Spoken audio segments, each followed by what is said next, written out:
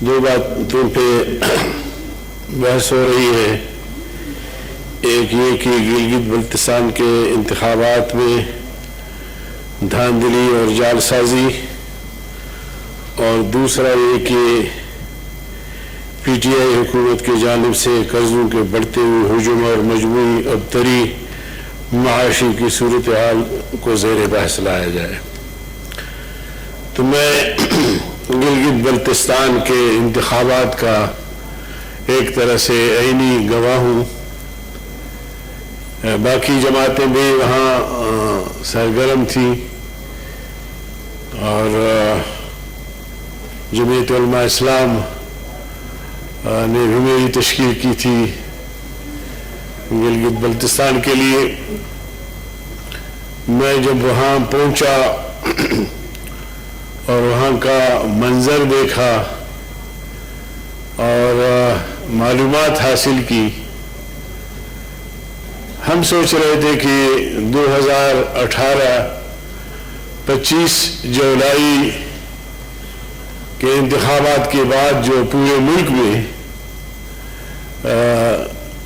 ایک شور مچا اور یہ کہا گیا کہ پاکستان کی تاریخ میں یہ بدترین دھاندلی ہے، اور تمام اپوزیشن جماعتوں نے ان انتخابات کو تسلیم کرنے سے انکار کیا، اور پھر ہم نے ملک میں تقریباً 15 ملین مارچ کی، اور یہاں اسلام آباد میں آزادی مارچ کے لیے ہم 15 دن یہاں بیٹھے اور لاکھوں لوگ ہمارے ساتھ شریک تھے. تو ہم تھوڑا سا سوچ رہے تھے کہ اس سے کچھ نہ کچھ حکمرانوں کو، الیکشن کمیشن کو، پس پردہ قوتوں کو تھوڑا سا سبق حاصل ہوگا کہ وہ گلگت بلتستان میں ایسا نہیں کریں گے. مگر جناب چیئرمین، جب ہم نے وہاں صورتحال دیکھی، ہمارے اپنے جو مؤثر لوگ تھے ان کو بھی ترغیب دے دے کر جو ہے وہ پی ٹی آئی میں شامل کیا جا رہا تھا، پیپلز پارٹی سے، مسلم لیگ سے، اور پھر اس حد تک ہمیں معلومات ہوئی واللہ عالم، لیکن میں کوئی غلط رپورٹنگ نہیں کر رہا آپ کے سامنے. اس حد تک ہمیں معلوم ہوئی کہ 14 ممبران کی پہلے سے نوٹیفیکیشن تیار کر کے رکھ دیا گیا کہ اگر کوئی کمی بھی ہو جائے گی یا ان لوگوں کو جن کو انہوں نے ہائر کیا تھا ان کو ساتھ رکھنے کے لیے کہ جی آپ کے نوٹیفائی مکمل ہے، بس ایک رسمی اعلان جو ہے وہ الیکشن کے بعد کیا جائے گا. تو چنانچہ دنیا نے دیکھا، اور جس شخصیت کو اس کام کے لیے وہاں ہائر کیا گیا تھا، جناب چیئرمین، بڑی خوش قسمتی یا بدقسمتی کی بات ہے کہ اب اس شخصیت کو کشمیر پہ مسلط کیا گیا ہے. اس کا ٹرانسفر ابھی کشمیر ہو گیا ہے کہ آپ کو صد مبارک، آپ نے گلگت بلتستان کے انتخابات جتوا کے دیے تو اب کشمیر کو فوکس کرے. تو اس حد تک یہ سارا کچھ چل رہا ہوتا ہے. میرے بھائی اس کا انکار کریں، ان کا حق ہے، لیکن جو میں نے دیکھا، جو میں نے سمجھا، جو مجھے رپورٹیں ہوئی، اور آج بھی معتبر ذرائع سے یہی پتہ لگا کہ اسی شخصیت کو پھر کشمیر جو ہے وہ ٹرانسفر کیا گیا ہے. تو یہ تھے ماشاءاللہ گلگت بلتستان کے انتخابات، جو جن قوتوں نے 2018 کے الیکشن میں جس طرح نتائج تبدیل کیے، ایک امیدوار ادھر جیت رہا ہے تو ادھر سے وہ ہار رہا ہوتا ہے، تو انہی قوتوں نے پھر یہ سارا ماحول بنایا، اور ان حضرات کو جس طرح مرکز میں حکومت بنا کے دی، اب گلگت بلتستان میں بھی انہوں نے یہی کارنامہ دہرایا، جو میں سمجھتا ہوں کہ پاکستان کی تاریخ کا سیاہ ترین دور یا دن ہوگا. اس سے اگلی بات یہ ہے کہ جناب والا پی ٹی آئی کی جو حکومت ہے ماشاءاللہ بڑے اچھے حساب کتاب دے رہے تھے ہمارے پرویز رشید صاحب، پھر اس کے بعد تنگی صاحب نے بھی، کہ ہم نے اگر قرضے لیے تو ہم بتا سکتے ہیں کہ ان قرضوں کا ہم نے کیا کیا. انہوں نے جو قرضے لیے ہیں کوئی میگا پروجیکٹ بتائے کہ جی ہم نے ان قرضوں سے یہ بڑے بڑے میگا پروجیکٹ قائم کیے ہیں, یہ فلاحی ادارے قائم کیے ہیں, غربت کو ختم کرنے کے لیے یہ اقدامات کیے ہیں. اس وقت جو ہے وہ غربت کی لکیر سے یعنی پہلے اگر 30% تھے تو 45% غربت کی لکیر سے نیچے زندگی گزارنے والے لوگ ہیں. ان کے لیے کیا کیا اقدامات کیے ہیں. غریب جو اس کورونا کی حالت میں جو اسپتالوں میں جاتے ہیں, سرکاری اسپتالوں سے ڈرتے ہیں بیچارے کہ وہاں جائیں گے تو لاش واپس ملے گی, تو پرائیویٹ اسپتالوں میں جاتے ہیں تو وہاں پہلے کہتے ہیں جی 2.5 لاکھ 3 لاکھ روپے جمع کرو تب آپ کے مریض کا علاج ہوگا. تو وہ غریب, اس کا بیٹا, اس کی بیٹی, اس کی بیگم اور وہ خود اسپتال کے باہر تڑپ تڑپ کے دم دیتا ہے اور اس کا کوئی علاج نہیں ہوتا. تو جناب چیئرمین, میں کیا پتا ان کا حساب کتاب اگر میں بھی کھولوں گا تو ٹائم لگے گا, آپ شاید سمجھیں گے کہ وقت کم ہے, مگر سوال یہ ہے کہ یہ اپنا کارکردگی تو بتائیں, ہم پہ تو تنقید کرتے ہیں جی. یہ سب کچھ جو ہے وہ 70 سال میں جو کچھ ہوا ہے وہ سارا کچھ ہمارے گلے میں ڈال لیتے ہیں یا سابقہ حکومتوں کے گلے میں. تو اپنا کم از کم حساب کتاب تو دے دے. اپنا حساب کتاب اپنے لوگوں سے وہ نہیں لے رہے ہیں کہ بی ٹی آر, مالم جبا, چینی چور, آٹا چور اور پاپا جونز پیزا اور یہ ساری چیزیں جناب والے منہ میں پانی آتا ہے اس طرح کی چیزیں کا نام لے کے. سلائی مشین سے جناب عالی آف شور کمپنیاں اور فارن فنڈنگ, ادویات کی قیمتوں میں بے تحاشا اضافہ, پیٹرولیم کے مصنوعات پہ ڈاکے اور روزانہ بم دھماکے, نیازی آف شور کمپنی 270 کے سکینڈلز, یہ آپ ساری چیزیں آپ دیکھ لیں جناب چیئرمین, ان کا تو کم از کم حساب دے دے. لیکن نیب کو انہوں نے ہمارے پیچھے لگا دیا ہے, ہمارے پگڑیاں اچھال رہے ہیں. یہ جو 10 12 14 چیزیں جو میں نے آپ کو بتا دیا ہے, اس کے علاوہ بہت سارا کچھ ہے.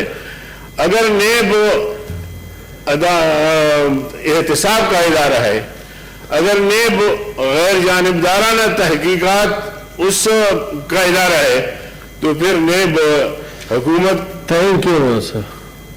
ایک منٹ سب کافی اگر مہربانی پھر اس کا بھی احساس کرے کہ جو موجودہ حکومت ہے جس طرح اس نے لوٹ مار مچا دیا ہے, جس طرح کرپشن کا بازار گرم کیا ہے, کم از کم ان کا بھی مواخذہ ہونا چاہیے. نہیں, ان میں سے کسی کا مواخذہ نہیں ہو رہا اور غریب اور قوم کو بے تحاشا بے رحمانہ لوٹا جا رہا ہے. اور اس میں کسی سطح پہ بھی ہم نہیں دیکھ رہے ہیں کہ کوئی وہ نہیں. تو میں سمجھتا ہوں کہ اس حکومت کا جائزہ اگر لیا جائے تو ہم جہت یہ حکومت ناکام ہے. اس حکومت کو استعفا دے کے گھر جانا چاہیے. اور کل انشاءاللہ ہم ایک بھرپور مظاہرہ کریں گے الیکشن کمیشن کے سامنے, اور اس کی بنیادی وجہ بھی یہی ہے کہ 2018 کے الیکشن میں جس طرح کی دھاندلی ہوئی, پھر گلگت بلتستان میں, اب کشمیر میں جو کچھ ہونے جا رہا ہے, تو یہ انتہائی شرمناک ہے. اور ہم ان کو ذرا یاد دلانا چاہیں گے کہ تم نے 2018 میں یا گلگت بلتستان میں جو کارنامے انجام دیے وہ انتہائی شرمناک ہے. اس طرح ریاستیں نہیں چلتی.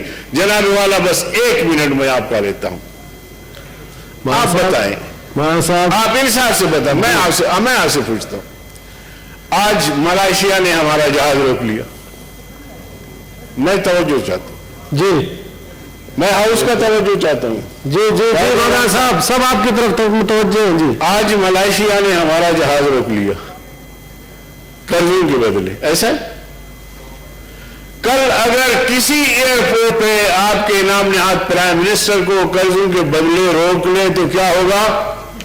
اور روکیں گے. جب آپ قرضے واپس نہیں کریں گے تو آپ کو روکیں گے. جناب چیئرمین, کتنی رسوائی اور شرمندگی کی بات ہے. कहते जी मुल्क को हमने तरक्की की शाहराह पे गामजन किया है, कर्जे लेते हो तो वापस नहीं देते हो। तो मलेशिया जो हमारा दोस्त मुल्क है, इस्लामी मुल्क, वो मजबूर होकर आपका जहाज रोकता है, तो मुझे यकीन है कि कल आपके प्राइम मिनिस्टर को भी रोक लेंगे। तो इस तरह की गैर संजीदा हुकूमत, इस तरह की एक बेहुदा हुकूमत, गैर मुंतखब हुकूमत, आप बैठ जाएं, आराम से बैठ जाएं, जी आराम से बैठ जाएं। मौलाना साहब प्लीज मोहसिन साहब प्लीज बैठ जाएं, मौलाना साहब वाइंड अप करो, आराम से बैठ जाएं। अच्छा तशरीफ रखेंगे, संजीदगी जी संजीदगी होती, आप जी जी प्लीज तशरीफ रखो, तो आप कर्जा दे देते। जी जी तशरीफ गफलत न करें, आप अपनी बारी पे बात करें। जी जी जी तो इसलिए जनाब चेयरमैन, इस पर हमें पूरी कौम को सोचना होगा कि हम मिलकर इनको जरा घर भेज दें।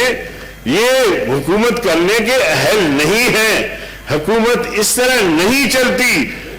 आप देखें, आपका जो है वो प्राइम मिनिस्टर, आपका चीफ जस्टिस, आपका आर्मी चीफ जाके दयामर भाषा डैम के लिए चंदा करते हैं। शायद आपके इल्म में न हो, इनके इल्म में भी न हो, 100 अरब रुपए दयामर भाषा डैम के लिए नवाज शरीफ ने पहले तकसीम किए वहां के आबादकारों को। 24 अरब रुपए उसके लिए, एक सेकंड, 24 अरब रुपए उसके लिए। मौलाना साहब बहुत टाइम हो गया, बाकी साथियों ने भी तकरीर कर, बस खत्म हो गई बात, खत्म हो गई बात ना। अब ये तीनों ने चंदे किए, ये पैसे किधर है, उसका भी तो हिसाब दे दी। बहुत शुक्रिया, thank you ji. Deputy chairman साहब। थैंक यू चेयरमैन साहब।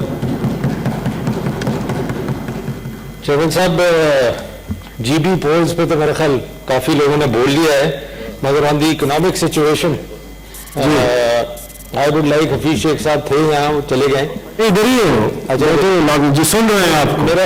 मैं ये समझता हूँ कि he should give a detail briefing to the house. ये वेरियस जो क्वेश्चंस रेज होते हैं ना कि लोन्स बढ़ गए, ये चीजें हो गई, तो ये आइसोलेशन में हर आदमी इज नॉट इन्फॉर्म्ड। यूजुअली हम अपने वक्त ये कराते थे कि फाइनेंस मिनिस्टर आके ब्रीफिंग देते थे। तो मैं ये सजेस्ट करूँगा शेख साहब को कि वो आके इस हाउस को ब्रीफिंग दें, जो फैक्ट्स एंड फिगर्स हैं, जो चीज़ें हैं, जब भी कोई टाइम सेट करें और डेट सेट करें और आके इसके बारे में YouTube पर गुगली टीवी देखने के लिए youtube.com की सर्च बार में गुगली टीवी टाइप करें। गुगली टीवी के पेज पर सुर्ख रंग के सब्सक्रिप्शन वाले बटन पर क्लिक करना ना भूलिए। YouTube पर अपलोड होने वाली वीडियो से बाखबर रहने के लिए बेल आइकॉन पर क्लिक कीजिए। आपको हर नई आने वाली वीडियो के बारे में नोटिफिकेशन मौसूल हो जाएगा।